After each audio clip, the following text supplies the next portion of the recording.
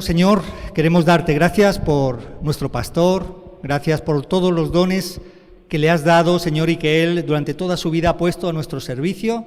Te bendecimos y te adoramos, Señor. Ahora queremos, Señor, recibir más, porque sabemos, como hemos cantado, Señor, como hemos hablado, como nos hemos referido a ti, que no hay límites en ti, Señor, no hay límites. Y, Señor, como sabemos que no hay límites, hoy queremos que nos bendigas, que nos hables al corazón para que nuestra vida y nuestro interior cambie para siempre, sin límites, Señor. Gracias por tu palabra. La recibimos en el nombre de Jesús. Amén. Amén. Pues vamos a pedir a Josué, creo que tienes el texto, ¿verdad, Josué? ¿Tienes el texto? Mateo 25, sí, lo vamos a leer entre todos. Venga. Yo pediría que nos pusiéramos de pie un momento para leer el texto. Eso iba a decir. No es necesario hacerlo siempre así, pero también de vez en cuando podemos. Muy bien, pues vamos a leerlo. Porque en el reino de los cielos es como un hombre que yéndose lejos llamó a sus siervos y les entregó sus bienes. A uno dio 5 talentos, y a otro 2, y a otro 1, a cada uno conforme a su capacidad. Y luego se fue lejos. Y el que había recibido 5 talentos fue y negoció con ellos y ganó otros 5 talentos. Asimismo, el que había recibido 2 ganó también otros 2. Pero el que había recibido 1 fue y cavó en la tierra y escondió el dinero de su señor. Después de mucho tiempo vino el señor de aquellos siervos y arregló cuentas con ellos. Y llegando el que había recibido 5 talentos, trajo otros 5 talentos diciendo: Señor, 5 talentos me entregaste, aquí tienes, he ganado otros 5 talentos sobre ellos. Y su señor le dijo: Bien, buen siervo y fiel, sobre poco has sido fiel, sobre mucho te pondré, entra en el gozo de tu señor. Llegando también el que había recibido 2 talentos dijo: Señor, 2 talentos me entregaste, aquí tienes, he ganado otros 2 talentos sobre ellos. Llegando también, su señor le dijo: Bien, buen siervo fiel, sobre poco has sido fiel, sobre mucho te pondré, entra en el gozo de tu señor. Pero llegando también el que había recibido 1 talento, dijo: Señor, te conocía que eres hombre duro, que siegas donde no sembraste y recoges donde no esparciste. Por lo cual tuve miedo, y fui y escondí tu talento en la tierra, aquí tienes lo que es tuyo. Respondió su señor, le dijo: Siervo malo y negligente, sabías que siego donde no sembré y recojo donde no esparcí. Por tanto, debías haber dado mi dinero a los banqueros, y al venir yo hubiera recibido lo que es mío con los intereses. Quitadle pues el talento y dadlo al que tiene 10 talentos, porque al que tiene le será dado y tendrá más, y al que no tiene, aun lo que tiene le será quitado. Amén. Hasta aquí la palabra del Señor. Muchas gracias. ¿Me podéis sentar?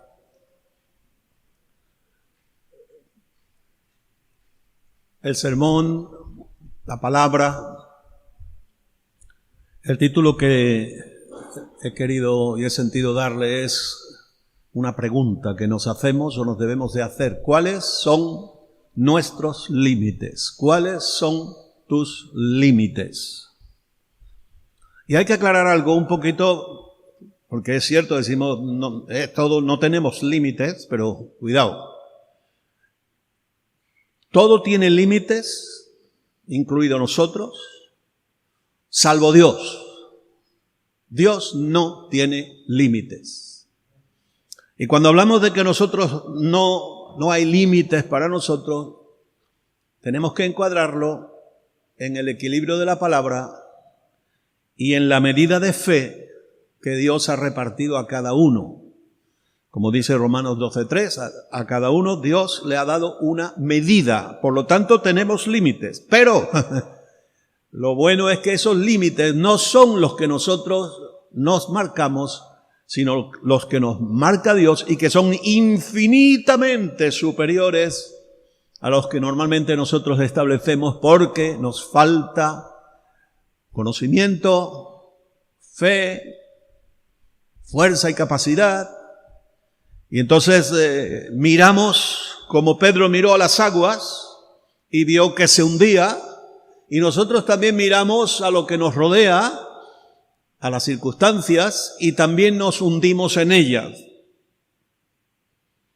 Dice Pablo también en la carta a los Efesios que a cada uno de nosotros le fue dada la gracia, ¿verdad? Todo lo que Dios nos otorga es gracia suya. Somos salvos por gracia, pero vivimos por gracia, y todo lo que tenemos y somos es por gracia. Porque Dios así le ha placido. ¿Amén? ¿Están ustedes de acuerdo? Muy bien. Y esa gracia nos fue dada conforme a la medida del don de Cristo. Es decir, hay una medida. Pero lo que en esta mañana yo quiero resaltar, y al utilizar esta parábola tan conocida, yo he predicado un montón de veces sobre esta parábola y seguiré haciéndolo. Y tenemos que seguir haciéndolo, y nos la tenemos que grabar en el corazón, además de nuestra mente. La sabemos de memoria, pero quizás no la aplicamos como deberíamos. Y vamos a estudiar algunos de sus aspectos que nos van a enseñar muchas cosas. Entonces, ¿cuál es esa medida de la que habla la palabra y que a cada uno de nosotros nos corresponde? ¿Verdad? Otra cosa es también, ¿la medida es fija?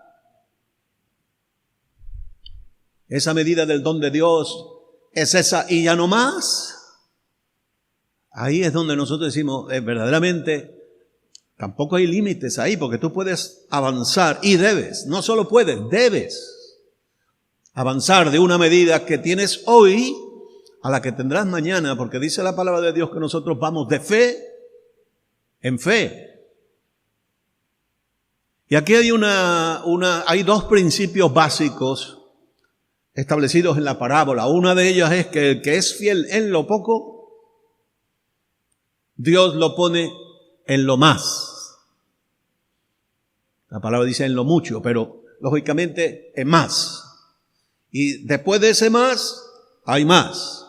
Y después de ese más, hay más. Y por eso hablamos de que no hay límites. Pero tenemos que ser conscientes que nosotros como humanos los tenemos.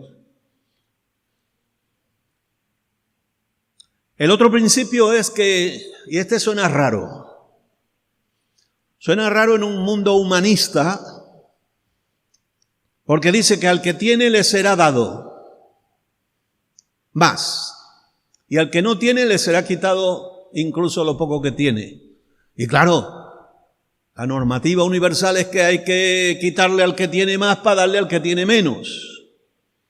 Vale, eso está bien en cuanto a los bienes sociales, pero aquí lo que se resalta que es que ¿por qué tú tienes menos? Pues porque no es porque Dios no te haya dado, sino porque tú no lo has cultivado.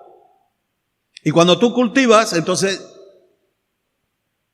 Dios te premia y aumenta lo que tienes. Y esos son los dos principios básicos que están establecidos aquí, ¿verdad? Y el Señor me ha inspirado a recurrir a esta parábola, porque creo que en los tiempos que vivimos, en las circunstancias en las que estamos, tenemos que reavivar nuestra responsabilidad y reavivar, ¿verdad?, el llamado del Señor, el propósito de Dios para tu vida. Es fundamental. Esto no es algo que vale a ver si me acuerdo, a ver si lo hago, a ver si un poquito más me voy a esforzar. No es eso la cuestión, es cuestión de que te lo tomes en serio y veas todas las implicaciones que hay. ¿Podemos entonces cambiar nuestra medida que Dios nos ha dado? Bíblicamente sí. Otra cosa es la práctica, lo que tú haces, porque también la puedes disminuir. Puedes anularla. Puedes pasar de ella simplemente, como uno de los casos que aquí tenemos. Esta parábola que nos refiere Mateo también la refiere Lucas. Es la misma parábola, pero tiene algunos pequeños detalles. Y algunos dicen es que la palabra se contradice. No, de ninguna manera. porque lo mismo que yo he predicado unas cuantas veces de esta parábola y cada predicación ha sido diferente, Jesús, cuando enseñaba, podemos entender que esta parábola no solo la refirió en un lugar, sino que pudo referirla 40 veces en 40 distintos lugares. Entonces cada uno de los que escuchó algunos matices, ¿verdad? Que siendo la misma, la hacen algo diferente. Las parábolas, todos lo sabéis, es un recurso del lenguaje, un recurso de la comunicación para, a través de una historia fácil de entender y de recordar, enseñarnos alguna verdad sencilla, aunque puede estar llena de matices, y que además se pueden ver desde distintos puntos de vista. Se aprende por analogía, ¿verdad? A que todos nos acordamos fácilmente de cómo es la parábola de los talentos. A que todos nos acordamos fácilmente de cuál es la parábola del hijo pródigo y la parábola del buen samaritano. Porque son historias, son como novelitas, pero novelitas muy realistas. No es ficción. Son cosas que pasan a nuestro alrededor. Y entonces Jesús, como gran maestro, el mayor de los maestros, utilizaba este recurso, ¿verdad?, para que pudiéramos entender verdades más profundas. El tema de esta parábola, lo sabéis bien, es, ¿verdad?, se trata de cómo unos siervos de un gran señor manejan o gestionan, ¿verdad?, las tareas y las responsabilidades que le han sido encomendadas para producir, ¿verdad?, determinados resultados en un tiempo de ausencia de su Señor. Y cómo después tendrán que dar y dan cuenta de esas gestiones. Y la analogía es que eso se nos compara con el reino de Dios y con lo que el Señor está haciendo con nosotros. Jesús se fue, ascendió a los cielos, a sentarse a la diestra del Padre, a interceder por nosotros. Y durante un tiempo nosotros estamos aquí gestionando su obra, su reino, sus planes. Y no te quepa dudas, un día el Señor nos llamará a cuentas. Y eso es lo que muchos parecen no tener en cuenta, no considerar. El Señor es muy bueno. El Señor es muy bueno. No más yo para el cielo, directo. Gloria a Dios. Allí estaremos todos juntos. Caminando voy para Canaán. Sí, pero en Canaán te esperan las cuentas que hemos de darle al Señor. Jesús, esta parábola la cuenta como otras justo antes de padecer. Y es una parábola que tiene carácter escatológico, es decir, que tiene que ver con las cosas finales, el juicio final. Cuando Cristo nos llame, ¿verdad? No, nosotros escaparemos del juicio de condenación, porque tenemos a Cristo, pero hemos de pasar por el tribunal de Cristo. Y allí se nos considerarán muchas cosas. Y es posible que algunos ni lleguen allí, sino que les toque ir al otro. La parábola de Lucas es la misma, pero tiene algunos matices. Por ejemplo, los siervos son 10 en vez de 3. 10. La cantidad que reciben es igualitaria. Todos reciben la misma cantidad, que son 10 minas.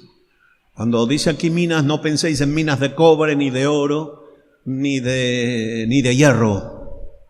Son minas, la mina era una moneda, o una unidad monetaria, mejor dicho, y equivalía a 100 denarios. Recordad que el denario era más o menos la medida de un salario de un día. Entonces, si piensas en un sueldo de un mes de 1.000 euros, que la mayoría de la gente somos 1.000euristas, ¿verdad? Serían unos 3.000 euros. Una mina, 3.000 euros, una mina. Si reciben 10 minas, pues entonces son 30.000 euros, equivalente a 30.000 euros de hoy. Es poquito, ¿verdad? ¿Pero se puede montar un negocio con 30.000 euros? Yo creo que sí, que algunas cositas se pueden hacer. De 3.000 y 3.600. Después, en Lucas se mencionan 3, pero quedan 7. ¿Qué fue de los 7? ¿Qué piensan ustedes que pasó con ellos? ¿Estaban en las circunstancias del que escondió o en las circunstancias de los otros? Yo creo que serían un intermedio, ¿eh? Es decir, para que sepamos que en la vida hay variedad para todos. Y hay los excelentes, los buenos, los mediocres y los pésimos, ¿verdad? Bueno, pues aquí yo creo que esto nos lleva a entender esto así. Entonces, la aplicación de todo esto tiene que ver con cómo nosotros, creyentes al día de hoy, siglo XXI, 2021, segundo año de pandemia, ¿verdad? Porque, recordad, antiguamente se contaban los tiempos según las cosas que pasaban. Bueno, segundo año de pandemia. ¿Dónde estamos? ¿Quiénes somos? ¿Qué hacemos? Porque a veces yo no sé, ya me abruma que en el mundo solo se habla de pandemia. Y desgraciadamente en la iglesia también. Pero ¿y todo lo demás? Hoy una de las crisis sanitarias es que, por culpa de la pandemia, la atención sanitaria primaria, las operaciones y los tratamientos y todo eso han quedado en segundo plano. Y se muere gente por pandemia y gente por no pandemia. Y nosotros con tanta pandemia podemos que nos estemos olvidando del reino. Así que sí, la pandemia está ahí. Siempre ha estado ahí algo en contra. Pero lo nuestro es el reino. El Señor se fue y nos dejó unos talentos, nos dejó unas cantidades, un capital, vamos a llamarlo así, para que lo gestionemos. ¿Cómo estamos gestionando el capital que Dios ha puesto en nuestras manos? Porque dice un texto en 1 Corintios 8, cada uno recibirá su recompensa conforme a su labor. ¿Te acuerdas de este texto? Sigue vigente. Y todo esto nos habla de oportunidad. Oportunidad. Hermanos, estamos en una oportunidad extraordinaria. Porque cuanto más la gente se ve desprotegida, más piensa en Dios. Ahí hay mucha gente que piensa que el Estado tiene que cubrir todas sus necesidades. Y ya sabemos lo que hace el Estado. Y hay estados más potentes y otros menos potentes. Y hay estados más conscientes y otros menos conscientes. Y lo que estamos viendo es que el Estado no llega. El Estado no llega. Y mucha gente hay ahí desatendida, olvidada. Los políticos dicen, nadie se quedará atrás, pero es mentira porque todo el mundo está atrás. O una gran cantidad de personas. Entonces es una gran oportunidad para hacerles ver a estos desatendidos, que son millones, que Dios está presente. ¿Y por qué Dios permite esto? Pues, bueno, las cosas suceden, pero también piensa tú en Dios. ¿Por qué tú te has olvidado de Dios? Estoy hablando en general. ¿Por qué el mundo se ha olvidado de Dios?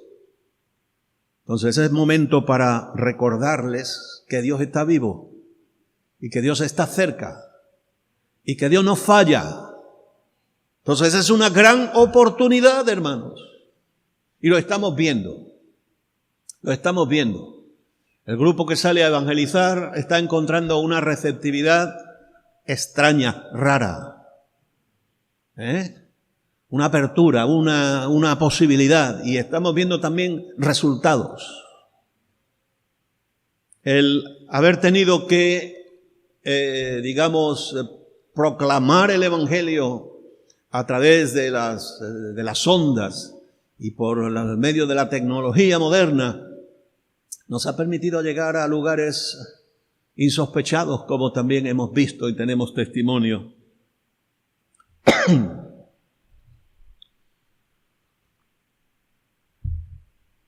Recuerda que cada uno de nosotros es diferente a los demás, aunque Dios nos trata con equidad. Se proclama la igualdad, pero la igualdad absoluta es absolutamente injusta. Dios nos trata con equidad, que no es exactamente lo mismo. Cada uno es diferente porque recibe dones diferentes, porque los propósitos de Dios son diferentes para cada uno, porque tiene un propósito no solo global con la iglesia, sino un propósito específico y concreto con cada uno de nosotros. Y según ese propósito, que esa es la medida, se nos pedirá cuentas a cada uno. No te van a pedir a ti cuentas, si Dios no te ha llamado a predicar, no te van a pedir a ti cuentas de los sermones que predica el pastor o los predicadores, pero a nosotros sí se nos pedirá cuentas. Si no te ha llamado Dios a determinada función, Dios no te pedirá cuentas sobre esa función, aunque a ti te guste mucho en que te vuelques en ella. Te pedirá aquellas que has abandonado, pero que era la que Él quería para ti. Y eso piénsalo muy claramente para que busques mucho la voluntad de Dios y sepas exactamente lo que Dios espera de ti, porque de ello es de lo que te va a pedir cuenta y no de otra cosa. No tenemos que confundir esta medida con cantidad.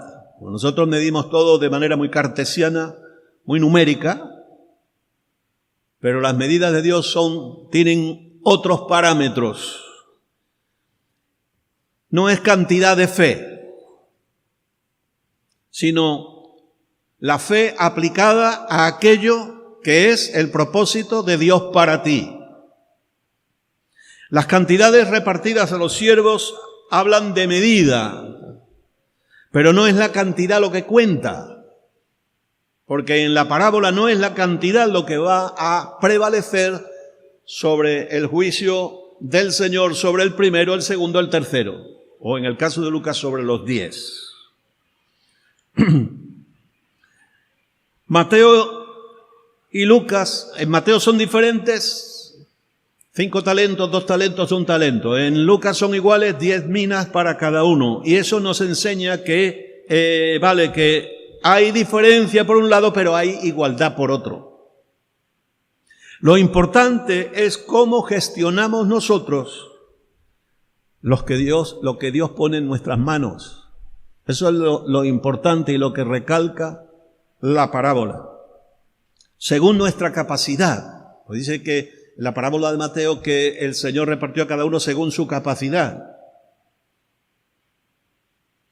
¿Tenemos todos la misma capacidad? No porque uno sea más tonto que otro o uno sea más listo que otro, sino porque cada uno tiene un nivel de crecimiento, un nivel de desarrollo, un nivel de madurez. Y entonces según eso es lo que Dios pone a cada uno una carga. Imaginaos, vamos a ver, si yo soy capaz de gestionar una iglesia de 150 personas, pero no soy capaz de poner llevar adelante una de 1500, entonces Dios no me va a hundir. Si pone en mi mano una de 1500, le arruino y me arruino yo. Entonces Dios pone en mis manos eso de lo que yo soy capaz. No es que no pueda ser capaz de dirigir una de 1500 más adelante, pero para eso tengo que desarrollar mi medida de fe. Y no es que Dios no pueda sobrepasar aquello que hoy te ha dado, porque estos siervos llegan el momento que rinden cuentas y ahora Dios, cuando ve que han hecho su trabajo, dice: pues ahora te pongo el doble. Y les dio el doble, ¿verdad? o más, mucho más. Y así es el Señor con nosotros también. Entonces, los dos primeros siervos negociaron. Es decir, hicieron producir lo que habían recibido. Ganaron y rindieron a su Señor el doble, el 100%. Eso es la parábola de Mateo. Mucho más en la otra de Lucas. Es decir, no se limitaron a sí mismos. No se limitaron a sí mismos. No limitaron lo que recibieron, fuera mucho o fuera poco. El tercer siervo se limitó a lo estrictamente recibido, porque tenía convicciones, criterios y actitudes que recibieron la reprobación de su Señor. ¿Quién creen ustedes que le puso límites? A ver, me gustaría oírlo. Él mismo. Escondía. Él mismo se puso los límites. ¿Quién te pone límites a ti? No los límites de Dios, sino los límites que te limitan. Porque los límites de Dios son amplios y son para que te expandas. Pero los límites que nos ponemos nosotros mismos son restrictivos. Son para acortar tus posibilidades. Son para que pierdas tu oportunidad. ¿A qué se debió su error? Primero, un juicio equivocado de la situación, de su Señor. Te conocía, dice él, que eres de esta manera y de la otra y de más allá. Bueno, pues es evidente que no conocía a su Señor. ¿Cuántos cristianos hay que conocen poco a Dios? Sí, un día aceptaron al Señor Jesús porque les venía bien lo que fuera, pero no han profundizado en su relación con Dios. Hemos dado el estudio, mi relación con Dios. Mi relación con Dios, oración, ayuno, si es necesario para apoyar la oración, lectura de la palabra, estudio de la palabra, relación con Dios, comunicación de arriba abajo. Y creces y entonces vas conociendo a Dios, vas teniendo experiencias con Dios. No tienes un conocimiento teórico o un conocimiento, digamos, personal tuyo, que tú crees que Dios es así. Porque muchas veces son nuestros pensamientos. Hoy se ha dicho, los pensamientos del Señor no son los nuestros. Tú puedes tener los pensamientos que tú quieras, pero Dios es Dios por sí mismo y no el Dios que tú te imagines. Por eso el segundo mandamiento o tercero es: no te harás imagen de mí. Y no es solamente imagen de madera, de hierro o de latón. No te imagines un Dios falso. Tienes que conocer al Dios de verdad. Y lo primero, que este hombre tenía un juicio equivocado sobre Dios. Ojalá que tu criterio sobre Dios no sea erróneo. ¿Y cómo vas a tener un criterio adecuado con Dios, de Dios? Pues primero conoce su palabra. Segundo, relaciónate con Él, trata con Él, escúchale. Escúchale, no solo que Él te escucha a ti, escúchale. Escucha a Dios, que Dios habla por medio de su Espíritu Santo, de su palabra, de las predicaciones, de tantas cosas, a veces de cualquiera de nuestros hermanos, sin que lo sepa. No hace falta que alguien venga a decirte: mira, Dios me ha dicho que te diga. No, yo eso no me gusta tanto. Pero muchos hermanos hablan y te dicen cosas que ellos no saben que Dios los está usando para ayudarte, o para hacerte pensar, o para hacerte rectificar, o para lo que sea. Pero Dios habla. ¿Conocemos de verdad a nuestro Dios? Él es como Él mismo se revela, no como tú y yo nos lo imaginamos. Y conocerle bien es fundamental para la vida cristiana. La visión que el siervo tenía de su Señor era mezquina, era errónea. Y esa visión errónea condicionó todo lo demás. Porque como nosotros pensamos, así somos. Y así actuamos. Tu vida espiritual depende de la visión que tú tengas de Dios. Y si esa visión es equivocada, tu vida espiritual también lo será. Segundo error, el miedo. ¿Sabe que el miedo es lo que rige a la religiosidad? El temor de Dios, la Biblia habla del temor de Dios, no es miedo a Dios. No es miedo a Dios. Porque miedo a Dios solo le tiene quien no lo conoce. La fe produce confianza en el Dios de amor y de misericordia.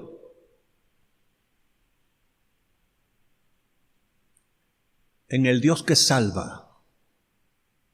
Pero este miedo limita e impide asumir los riesgos de la fe. Porque la fe implica un riesgo. ¿Cuál es el riesgo? El dar el paso adelante. Fe no es tampoco que te tires al vacío y dices, bueno, pues allí estará Dios para esperarme y recogerme.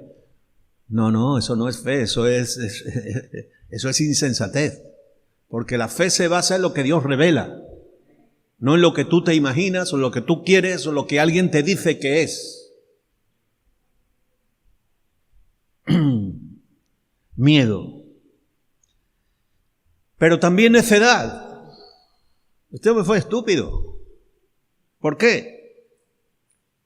Porque no supo valorar lo que su Señor le había puesto en sus manos. Los demás vieron una oportunidad.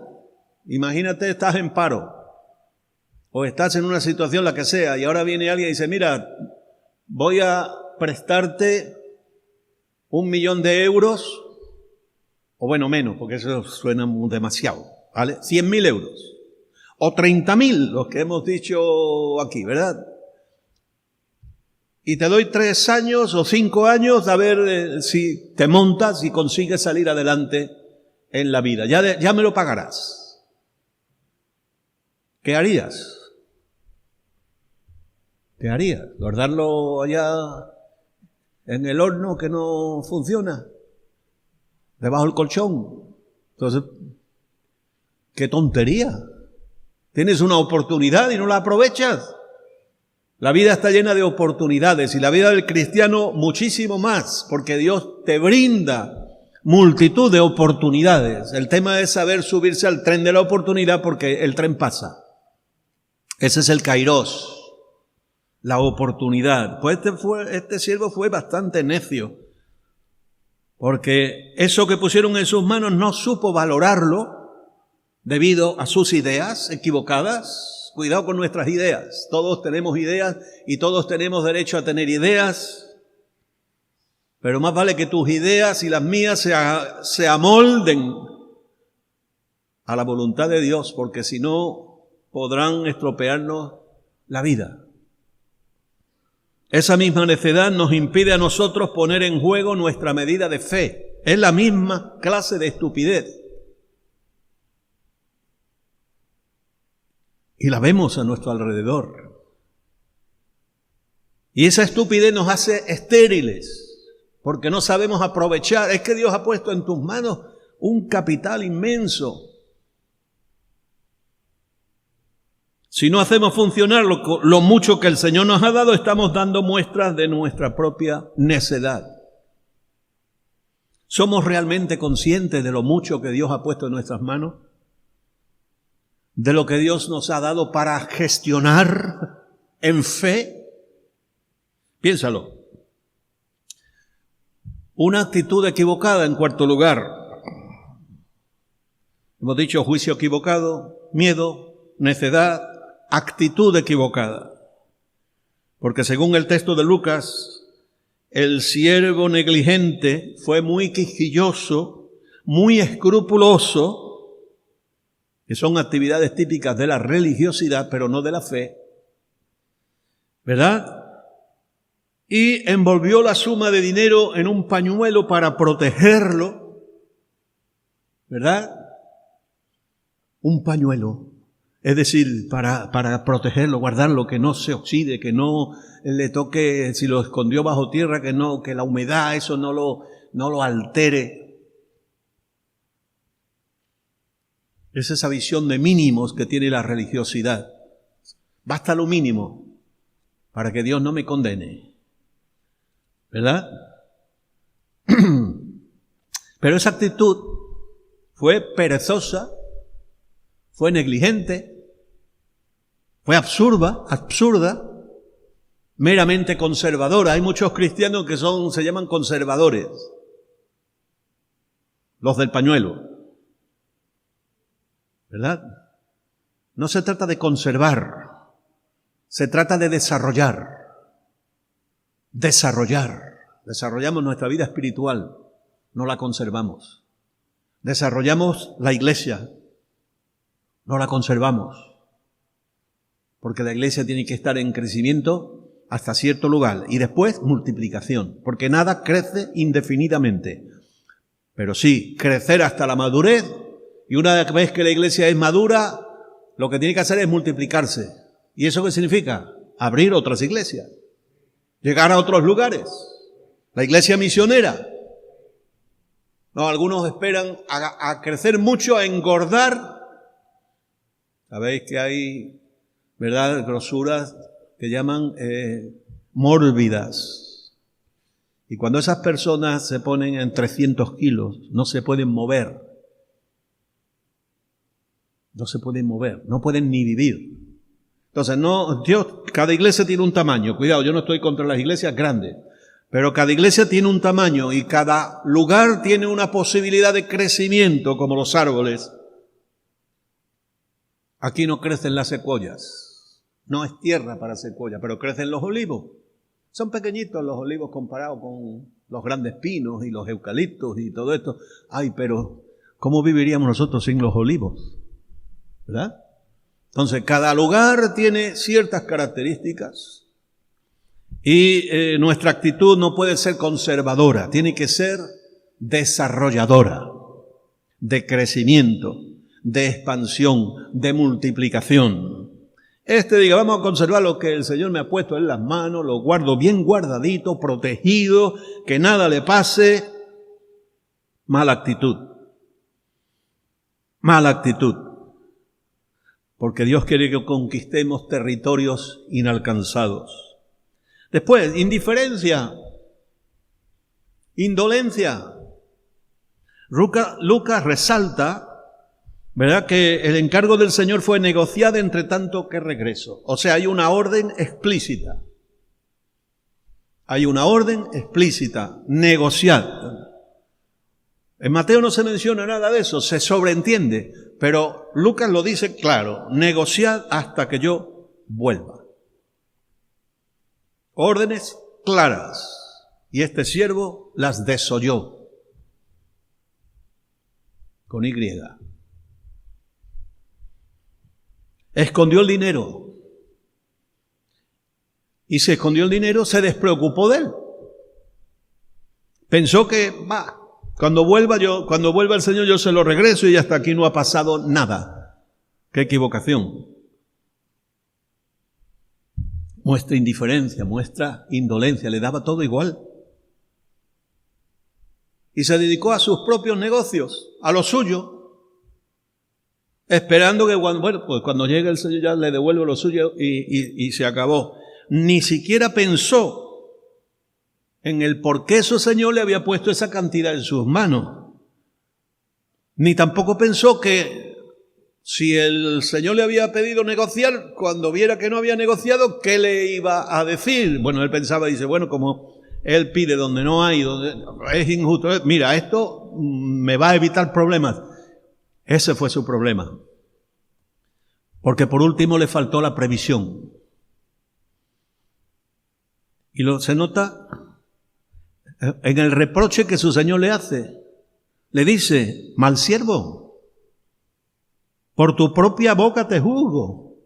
Sabías. No es que fuera así, pero para él era así. Y cuántas cosas no son como nosotros pensamos, pero para nosotros son así.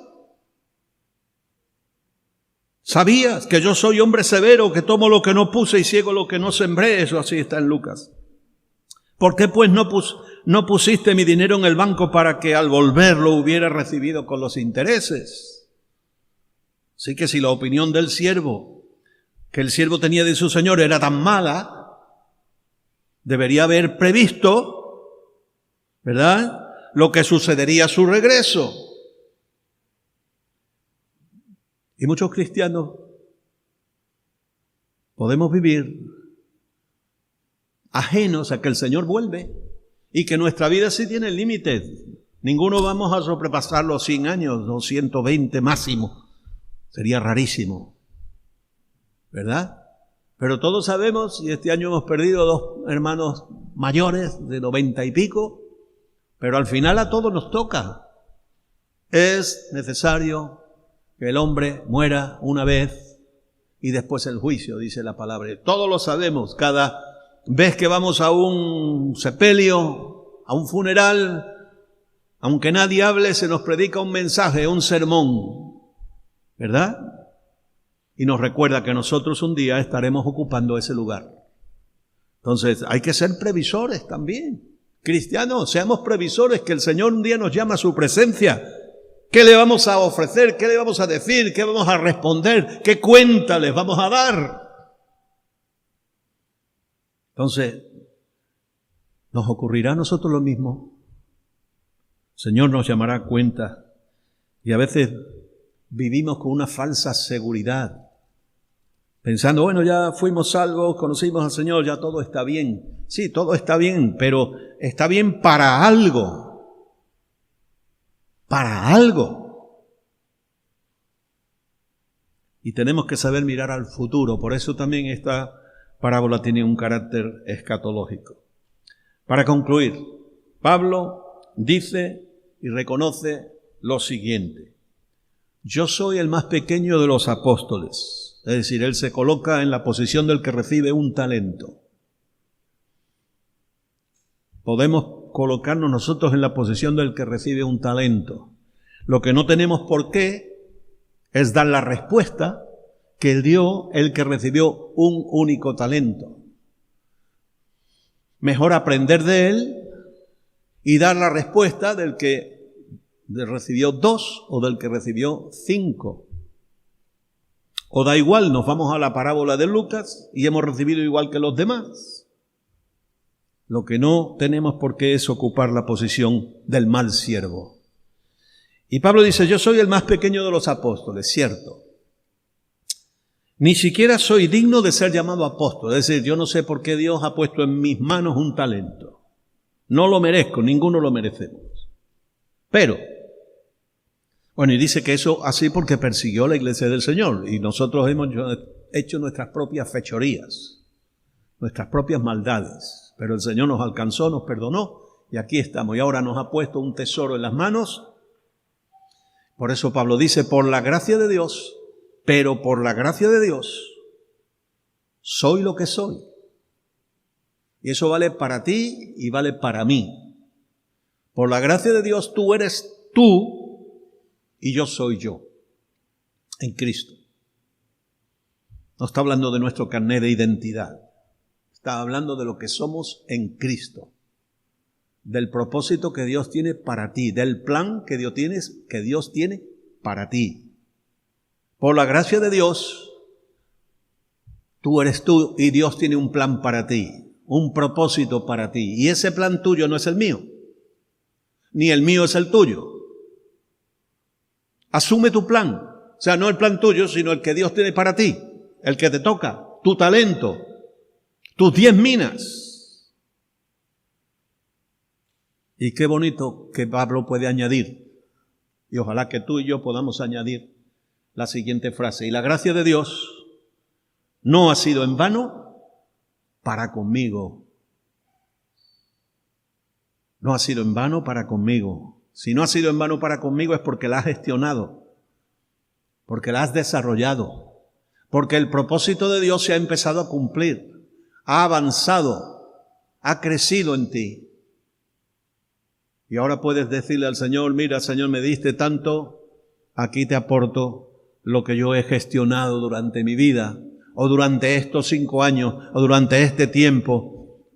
Y el Señor te podrá decir, bien, buen siervo y fiel, vamos a dar un pasito más. Si fuiste fiel en esto, ahora te voy a poner en más. Y así es la vida del cristiano.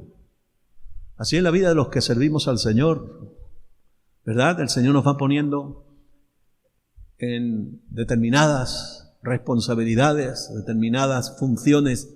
Yo no me podía imaginar cuando me dediqué al Señor con 20 y pocos años las cosas que Dios iba a hacer conmigo. Pero las ha hecho. Amén. Y sigue haciéndolas. Y lo que Dios puede hacer contigo es grande. Desarrolla esa medida que Dios te ha dado. Desarróllala. Hazla crecer. Hazla madurar. Amén. Pero no tienes que cuidar el campo del vecino, tienes que cuidar el tuyo. No tienes que pretender ser lo que Dios no te ha llamado a ser. Su gracia no ha sido en vano para conmigo. Antes he trabajado más que todos ellos. Está hablando de otros. He trabajado. Hay que trabajar las cosas, hermano. No, las cosas no son así por las buenas. Por las buenas crecen las malas hierbas. Tú no las plantas. Tú no las riegas. Tú no las cuidas. Pero crecen solas. Crecen solas y crecen a una velocidad. Y cuando tratas de arrancarla, el otro día nos contaba Débora lo que le mandaban a hacer allí en el seminario. Buenas tareas que mandan. Para aprender a doblar la rodilla, para aprender a trabajar, para aprender tantas cosas, ¿verdad? Porque no se trata solo de saber de geografía bíblica, de literatura bíblica, de los salmos, de 1 Corintios, de Hebreos, de Oseas, de Miqueas, eso está muy bien. Pero sobre todo hay que aprender lo que es servir al Señor. El carácter del siervo. Los conocimientos son buenos, pero la sabiduría es mejor. La sabiduría. Entonces es el carácter. El temor de Dios es el principio de la sabiduría, recuérdalo. Del verdadero temor de Dios, no del miedo a Dios. He trabajado más que todos ellos, pero dice también, hay que ser humilde. Pero no yo.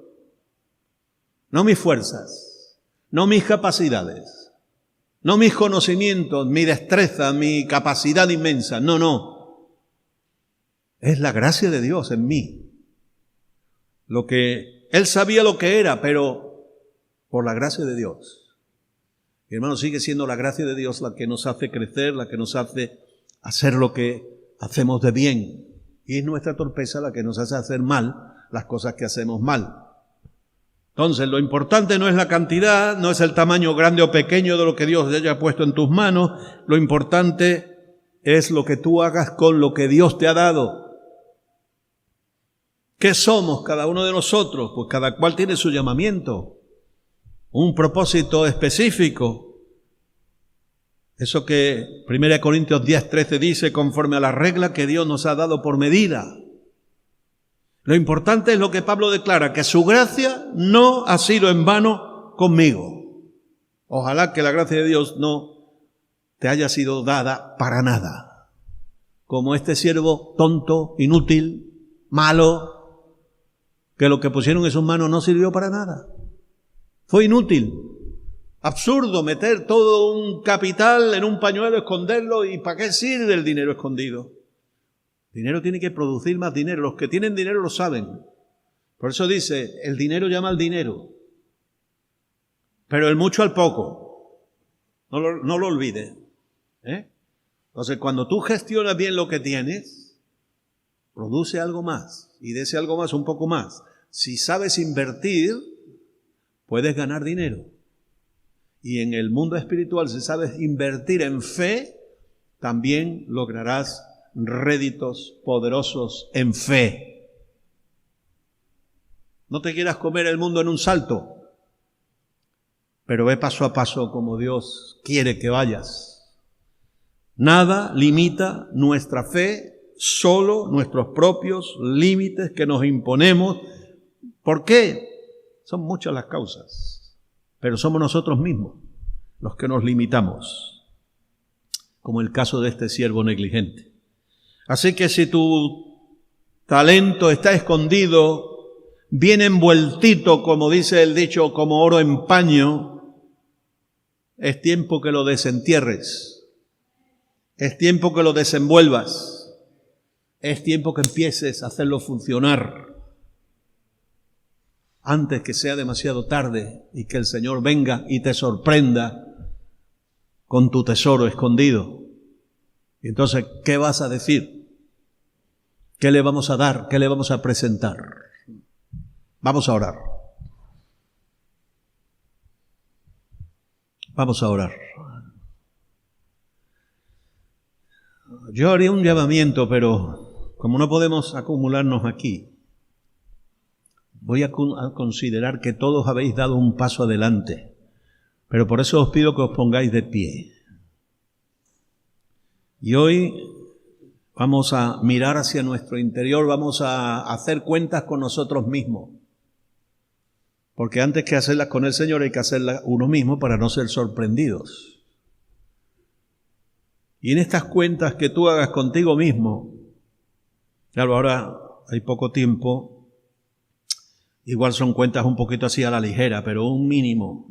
Pero después cuando te vayas a tu casa y tengas tiempo y oportunidad, vuelve a hacer cuentas contigo mismo y considera cómo estás. Si estás gestionando tu tesoro, tu capital, si está escondido, si está bloqueado. Mira a ver cómo está y qué cuentas llevas hechas, qué resultados, qué cuenta de resultados tiene después de tanto tiempo. Padre, en el nombre de Jesús nos humillamos a tus pies. Te damos gracias porque un día tú nos salvaste, pero también, Señor, por todo lo que tú has puesto en nuestras manos para gestionar, para trabajar.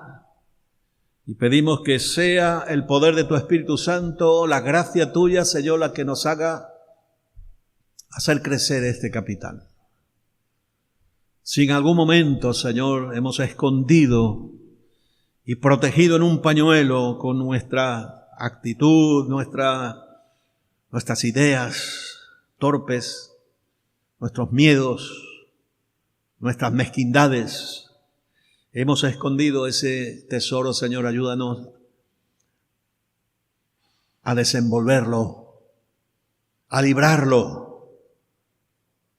Señor, de los límites absurdos que le ponemos para que tu poder se pueda manifestar y en nuestra vida el fruto crezca y abunde y sobreabunde. Y así, Señor, tú puedas hacernos avanzar a nuevas metas, a nuevos retos, a nuevas conquistas. No solo con los que nosotros que estamos aquí, Señor, haz que tu Espíritu Santo también ministre a los que escuchen este mensaje por internet, incluso a los miembros de la iglesia que ni saben de él. Pero tu Espíritu Santo, si llega a los corazones, te pedimos que lo hagas.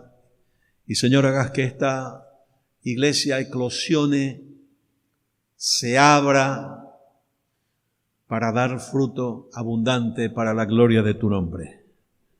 Te lo pedimos en el nombre de Jesús. Amén. Y te damos las gracias. Amén. Que el Señor os bendiga. Vamos a orar por los enfermos. Señor, venimos esta mañana necesitados, Señor, de que tú obres en la vida de los hermanos que están enfermos, Señor. Tú sabes lo que tienen, tanto los que están aquí como los que están en sus casas, los que oramos cada viernes, Señor. Padre, obra con poder sanador en la vida de ellos, Señor. Tú tienes poder para cambiar aún lo que los médicos no pueden cambiar, Señor. Tú eres el sanador divino, el todopoderoso, Señor, y de acuerdo a tu voluntad tú harás en cada uno. Pero nuestra petición es que tú sanes a cada hermano, a cada hermana, Señor, que podamos ver testimonios aquí de tu poder obrando en la vida de tus hijos, Señor. Gracias, confiamos en ti, estamos en tus manos y sabemos que tú harás lo mejor para nosotros y también para que tu palabra corra, que tu reino se extienda y que tú puedas venir a buscarnos. Señor, gracias. Estamos en tus manos, Señor, descansamos en ti. En el nombre de Cristo Jesús. Amén. Y ahora vamos a salir ahí fuera, ¿verdad? A nuestro mundo, en el cual el Señor nos ha puesto como testigos. Tenemos una semana por delante. Gestionemos el tesoro. Amén. Padre, en el nombre de Jesús, llévanos con bien ahora. Que el poder de tu Espíritu Santo sea con nosotros. Que esta palabra arraigue en nuestros corazones y durante esta semana tú nos recuerdes que un día vuelves y que nos pedirás cuentas. Y Señor, danos oportunidades para hablar de ti, oportunidades para orar por otras personas, para llevar tu paz a la gente que no la tiene. Guárdanos en todo, guárdanos de las contaminaciones del mundo, Señor, de la pandemia, guárdanos de todo aquello que puede dañarnos a nosotros y nuestras familias, a nuestros jóvenes en los institutos, nuestros niños en los colegios, nuestros mayores. En el nombre de Jesús, Señor, pedimos protección. Guarda a nuestros ministros y obreros.